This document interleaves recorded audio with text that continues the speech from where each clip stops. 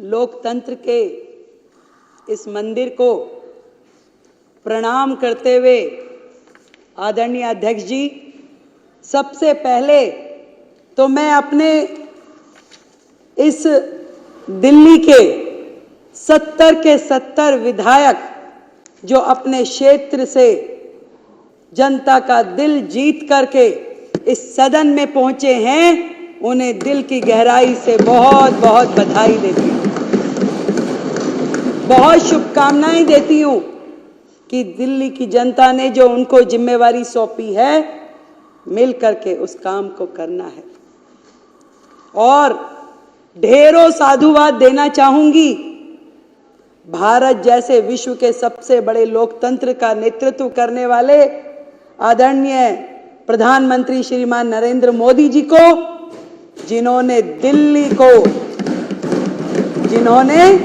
दिल्ली को एक ऐसे कुप्रशासन से, ऐसी आपदा से मुक्त कराया जिसके कारण से दिल्ली वासी 10 साल से अधिक समय से जो दर्द झेल रहे थे, जो तकलीफ पा रहे थे, आदरणीय प्रधानमंत्री मोदी जी के नेतृत्व में उस आपदा से दिल्ली मुक्त हो पाई। प्रचंड जीत भारतीय जनता पार्टी को मिली। दिल्ली ने भर भर के आशीर्वाद दिया और मैं भी आज इस सदन में दिल्ली की जनता को इस सदन के माध्यम से ये बताना चाहती हूं कि जो संकल्प पत्र में वायदे दिल्ली की जनता के साथ किए गए हैं, जब तक वो पूरे नहीं होंगे, मैं और मेरी पूरी टीम चैन की सांस नहीं लेंगे। दृढ़ संकल्प है, पूरी समर्पण के साथ, एक निष्ठा के साथ, उत्साह के साथ दिल्ली में काम करना है। वो लोग जो पहले इस सदन का उपयोग केवल और केवल माननीय उपराज्यपाल जी को, माननीय प्रधानमंत्री जी को आपत्तिजनक, अपमानजनक, अभद्र शब्दों का इस्तेमाल करते हुए इस सदन का उपयोग करते थे, आज इस सदन का उपयोग दिल्ली की जनता की भलाई के लिए, योजनाएं बनाने के लिए, उनके क्रियान्वयन के लिए और दिल्ली को विकसित दिल्ली बनाने के लिए इसका उपयोग होने वाला है। माननीय अध्यक्ष जी, आज आपके माध्यम से मैं ये कहना चाहती हूँ, 20 तारीख को जब शपथ ग्रहण हुआ, उसी दिन एक एक पल का उपयोग करते हुए हमने कोई विजय उत्सव मनाने के लिए नहीं निकल पड़े। हम आए सचिवालय में, हमारी पूरी टीम ने अपना ऑफिस का कार्यभार संभाला। हमने पहली कैबिनेट की मीटिंग पहले दिन, शपथ वाले दिन ही करी, और जिसके कारण से पिछली सरकार के कारण से लंबित आयुष्मान योजना को हमने पहली कैबिनेट मीटिंग में पास किया। हम घर नहीं गए कि मिठाई खानी है, खिलानी है, ढोल बजाने हैं। हम लोग उस दिन पूरा दिन अलग अलग विभागों की मीटिंगों में लगे रहे। हम गए यमुना जी पे आरती करने के लिए, अपना संकल्प दोहराने के लिए कि हे मां यमुना, जो हमने वायदा किया है, जो हमारे प्रधानमंत्री जी ने यमुना जी के लिए स्वप्न देखा है, जो दिल्ली की जनता का अधिकार है, इस यमुना मां को स्वच्छ बनाने के लिए पूरा काम कर लेंगे। हम पूरा दिन उसी काम में लगे रहे। आज 8 दिन और 9वां दिन आज माने तो एक एक दिन मैं और मेरे मंत्री और मेरे विधायकगण अपने क्षेत्र की जनता के साथ मिल करके दिल्ली को कैसे सुधारना है, क्या क्या काम होने हैं, केवल जनता के बीच में जा करके वो काम कर रहे हैं। इससे पहले ये लवली जी ने सदन में एक बात कही थी, वो बिल्कुल सही बात है कि पहले जनता को अपेक्षाएं शायद बड़े बड़े प्रोजेक्ट की होती थी कि भाई कम्युनिटी हॉल बना दीजिए, कॉलेज बना दीजिए, स्कूल बना दीजिए। पर 10 सालों में जनता इस लेवल पे आके खड़ी हो गई कि वो कहती कि मेरा सीवर साफ करा दो, मेरी नाली बनवा दो, मेरे गड्ढे भरवा दो। इस कदर दिल्ली की जनता को परेशान करके वर्षों पीछे धकेलने वाली सरकारें आज यहां पर नहीं है। आज विपक्ष सामने बैठा होता तो शायद बात करने में कुछ मजा आता, उनके सामने कहने में, उनकी बातें बताने में। दूसरे ही दिन जब शपथ ग्रहण था तो आतिशी जी मेरे कमरे पे आ गई सब विधायकों को लेकर के, और मैंने तो देखा वो तो पहले दिन से ही इसी कार्य में लग गई थी कि क्या किया जाए, कैसे पब्लिसिटी पाई जाए, कैसे मीडिया में आए जाए। बैनर बना लिए गए कि 2,500 रुपए कब दोगे। मैंने उनको साथ सम्मान अपने कमरे में बुलाया, बिठाया, पूछा कि बताइए भाई क्या कह रही हैं आप। उन्होंने कहा जी 2,500 रुपए कब दोगे। मैं कहा बड़ी अच्छी बात है, आपको बड़ी चिंता है कि 2,500 रुपए कब मिलेंगे। मैं कहा आतिशी जी आप जिस 2,500 की बात कर रही हैं आप चिंता ना करें, ये जिम्मेवारी हमारी है। जनता को जो प्रण किया है, जनता के लिए जो वादे किए हैं वो काम हम करेंगे। पर इस बात पे जरूर मुझे हंसी आती है कि 10 साल का कार्यकाल, 3-3 बार की सरकार बनने के बाद सैकड़ों वादे किए, एक भी पूरा नहीं किया। और उसके बाद उनकी इतनी हिम्मत हो जाती है कि हमसे आके पूछते हैं कि ये कब होगा। तो पंजाब में नहीं दिया, दिल्ली में जो जो कहा नहीं दिया, वो काम कुछ किया नहीं, और हमसे आके पूछते हैं कि बताइए कब देंगे। तो मैंने भी मन में किसी शेर की कही, किसी शायर की कही हुई 2 लाइनें मुझे ध्यान आई कि बागवान ने भी न जाने कैसे कैसे शौक पाल रखे हैं। 10 साल का राज किया भाई, एक बार जीते तो 67 सीटें आ गई, दूसरी बार फिर 62 आ गई, फिर तीसरी बार फिर मौका मिल गया। तो दिल्ली की जनता के शौक निराले थे, क्या उम्मीदें थी उनको उनसे कि बागवान ने भी न जाने कैसे कैसे शौक पाल रखे हैं, फूलों के गमलों में कांटे संभाल रखे हैं। और इस सियासत में तो चित भी इनकी, पट भी इनकी, हमने क्या बेवजह सिक्के उछाल रखे हैं।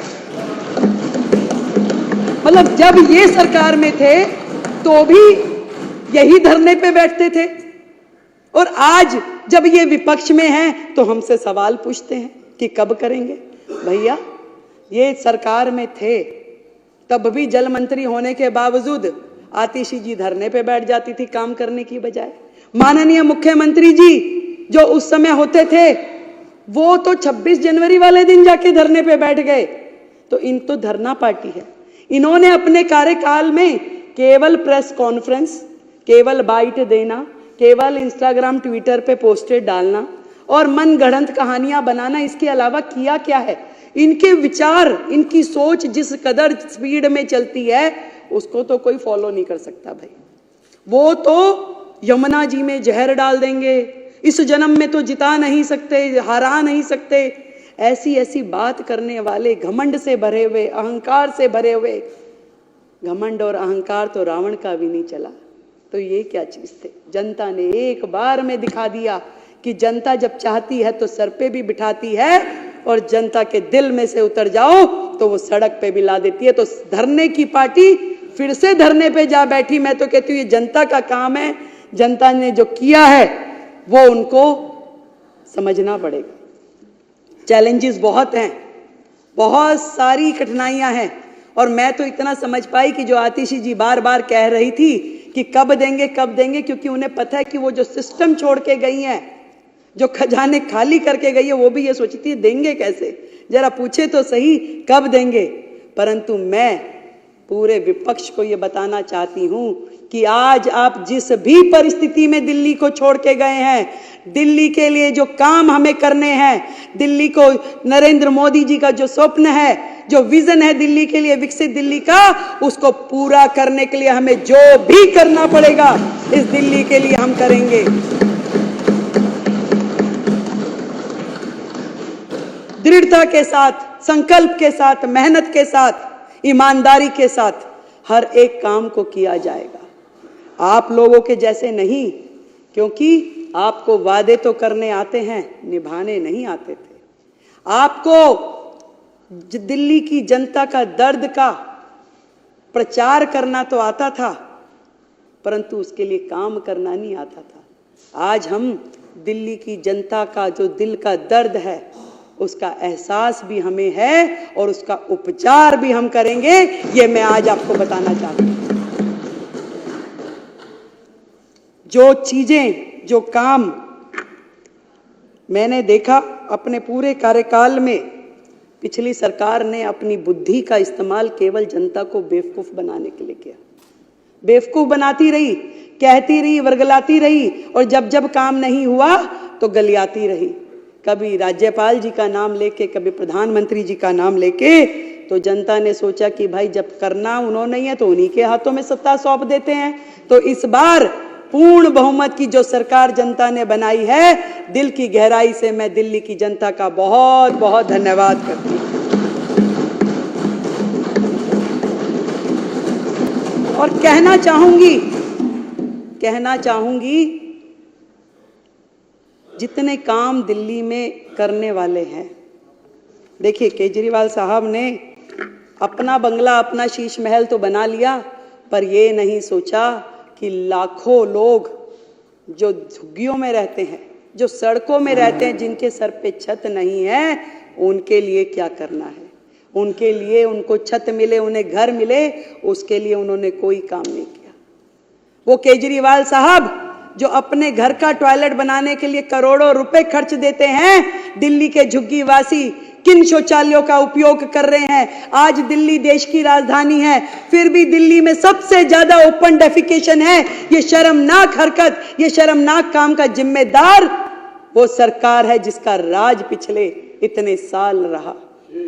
एक भी काम वो बताए कि उन्होंने अपने कार्यकाल में शुरू किया और उसे खत्म किया। बची कुची रोटियां, बचे कुछ टुकड़े जो शीला दीक्षित जी के समय के थे, उन्होंने केवल उसी का प्रचार प्रसार किया कि हमने ये कर दिया, हमने वो कर दिया।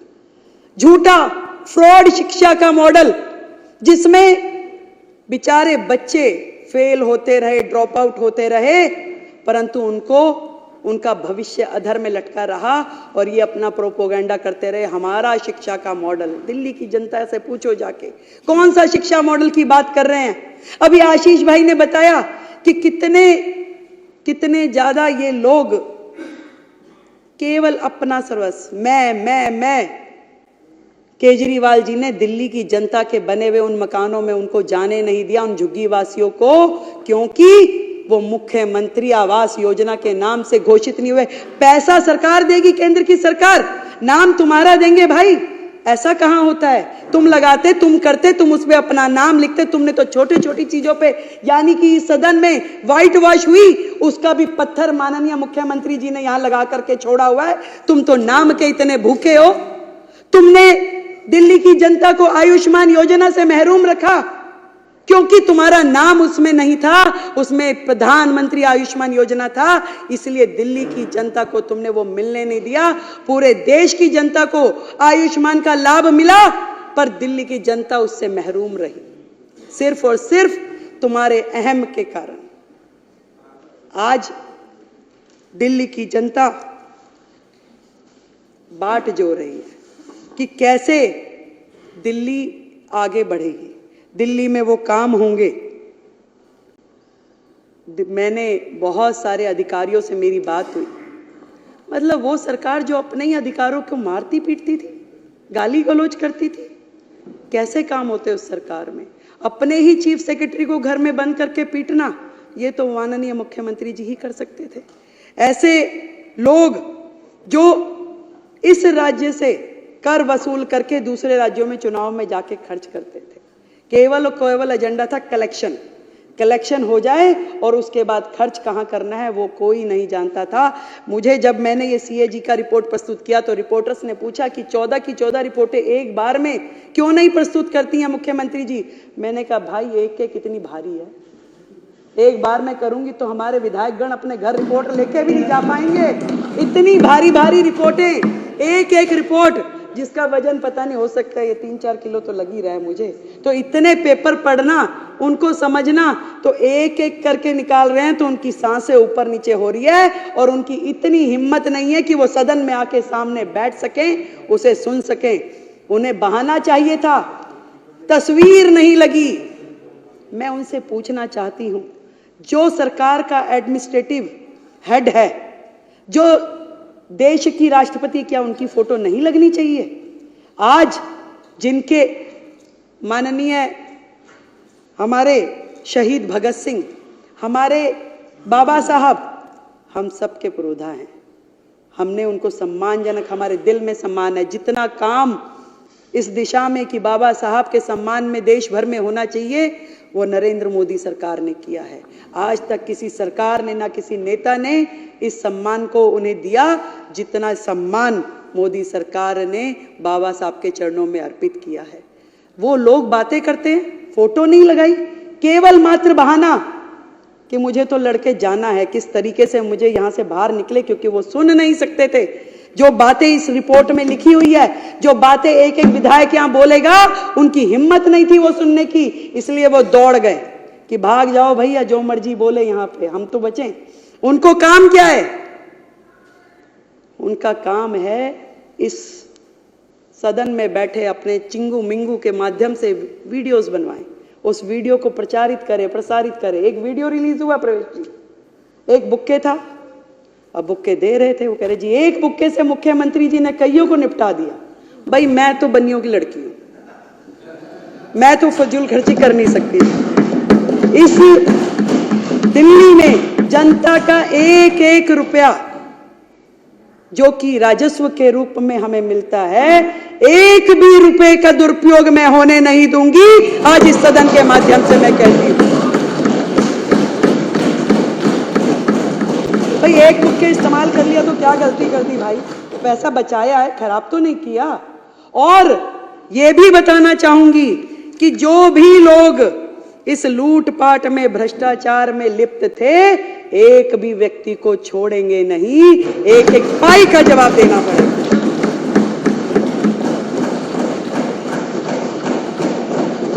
चुनाव के दौरान बहुत सारे पोस्टर लगे, स्टिकर लगे, भाई हो तो ऐसा, भाई हो तो ऐसा, डैश डैश डैश।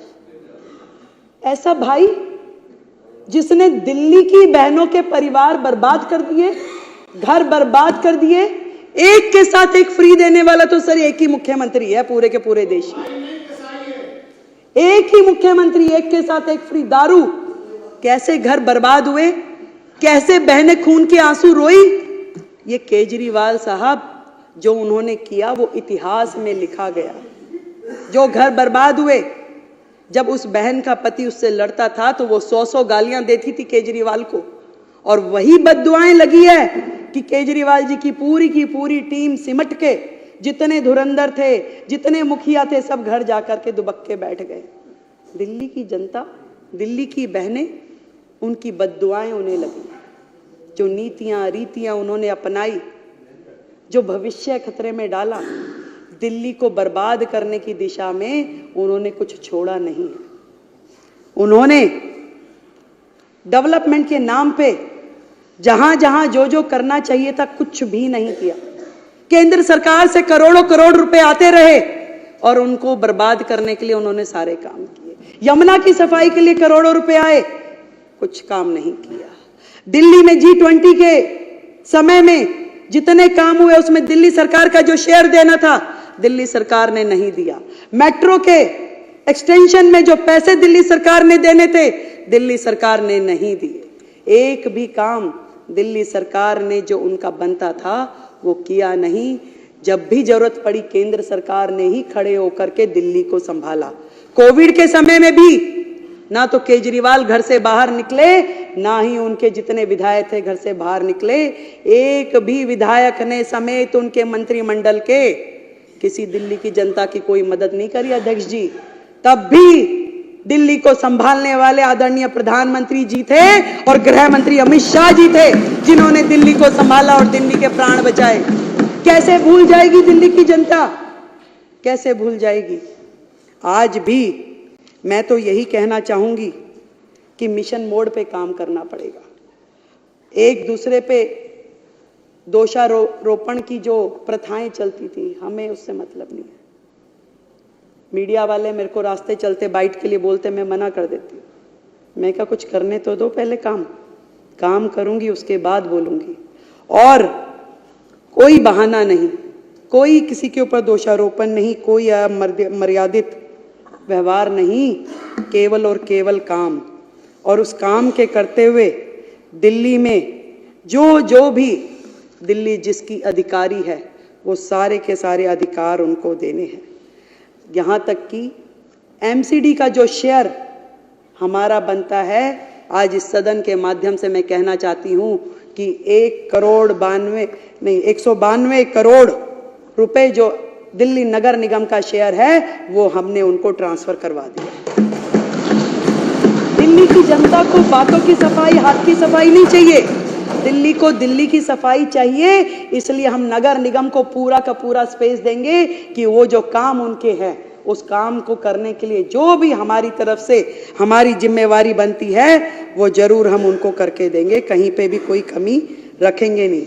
और यहां तक कि पहले भी केंद्र सरकार ने पूरी मदद दिल्ली नगर निगम की भी की और दिल्ली सरकार की भी की। ये तो इनके मन में इनकी नीयत और नीति दोनों ही भ्रष्ट थी। जब यमुना की सफाई केजरीवाल जी ने नहीं करी, बार बार वादा करने के बाद भी, तो माननीय एनजीटी ने एक समिति बनाई, उसके अध्यक्ष के रूप में एलजी साहब को मनोनीत किया और ये कहा कि यमुना की सफाई करवाएं। तो केजरीवाल साहब को डर लग गया, उन्हें लगा कि अरे ये काम हो जाएगा और मैं तो रह जाऊंगा कि दिल्ली की जनता कहेगी देखिए वायदा आपने किया था, काम एलजी साहब कर रहे हैं। तुरंत उन्होंने स्टे ले लिया, सुप्रीम कोर्ट चले गए। पहली सरकार होगी जो अपने राज्य में काम होने के खिलाफ जाकर के स्टे ले ले, और उन्होंने यमुना की सफाई होने नहीं दी।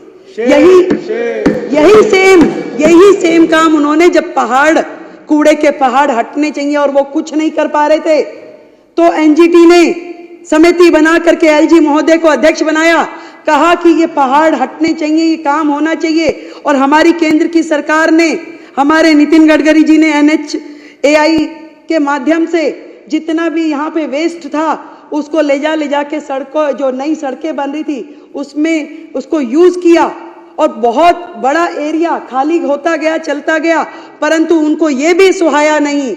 और केजरीवाल साहब ने वहां पर भी कोर्ट में जाके स्टे ले लिया कि ये काम भी दिल्ली में होना नहीं चाहिए। कितने शर्म की बात है कि दिल्ली का विकास उनकी प्रायोरिटीज में था ही नहीं।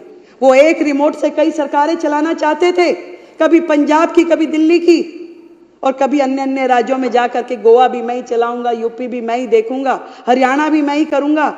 ऐसा महत्वाकांक्षी व्यक्ति दिल्ली के भाग्य में लिखा था, अच्छा हुआ छूट गया। आदरणीय प्रधानमंत्री जी ने जिस प्रकार से national mission for clean Ganga को करते हुए पूरी गंगा को साफ किया, और इस बार कुंभ के इस महाकुंभ में 60 करोड़ से अधिक लोगों ने स्नान किया। कितनी बड़ी बात है, जब गंगा जी साफ हो सकती है, करोड़ों लोग उसमें स्नान कर सकते हैं, उसका आचमन कर सकते हैं। यमुना जी यदि साफ नहीं हो पाई तो केवल और केवल इस सरकार के कारण, इनकी नीतियों के कारण, इनकी बेईमानी के कारण। और यमुना जी साफ होगी। आदरणीय प्रधानमंत्री जी ने जो विजन यमुना जी के लिए, दिल्ली के लिए लिया है, निश्चित रूप में इस बार डबल इंजन की सरकार उसके लिए काम करेगी। अभी आशीष जी ने बताया कि माननीय गृह मंत्री जी के साथ जो आज हमारी मीटिंग हुई, मैं सोच रही थी कि इतनी बड़ी सरकार, इतने सारे राज्य, पर दिल्ली के लिए जो उनकी चिंता है, दिल्ली के लिए जो उनका कंसर्न है, वो हम सबका सौभाग्य है कि आज उन्होंने छोटे छोटे विषय पे भी बड़े से बड़े अधिकारियों के साथ में मीटिंग कर ये कहा कि दिल्ली में समर एक्शन प्लान, दिल्ली में मानसून एक्शन प्लान की तैयारी की जाए, ताकि दिल्ली की जनता परेशान ना हो, दिल्ली की जनता को वो तकलीफें दोबारा झेलनी ना पड़े। मैं धन्यवाद करती हूँ अपने नेतृत्व का, आदरणीय मोदी जी का, आदरणीय अमित शाह जी का, जिन्होंने दिल्ली के लिए एक पूरी तरीके से डेडिकेटेड टीम को मौका दिया यहाँ पर आने का। मैं वो सारी चीज़ें जो दिल्ली के लिए सोची गई हैं, दिल्ली के लिए जो करनी है, एक बार फिर से अपनी बात को दोहराती हूँ कि दिल्ली की मुख्यमंत्री के रूप में इस सदन में फिर से एक बार ये संकल्प लेती हूं कि मैं और मेरी सरकार का हर मंत्री, हर विधायक, अधिकारी, कर्मचारी जनता के लिए सदैव उपलब्ध रहेंगे और सेवक के रूप में कार्य करते रहेंगे। माननीय एलजी महोदय का भी मैं बहुत बहुत धन्यवाद करती हूं कि उन्होंने चट्टान के भांति दिल्ली में भ्रष्टाचार को रोकने के लिए पूरी ताकत लगाई और दिल्ली के विकास के लिए हर संभव कार्य किया। बहुत बहुत धन्यवाद आप सभी का और माननीय एलजी महोदय का, अध्यक्ष जी आपका।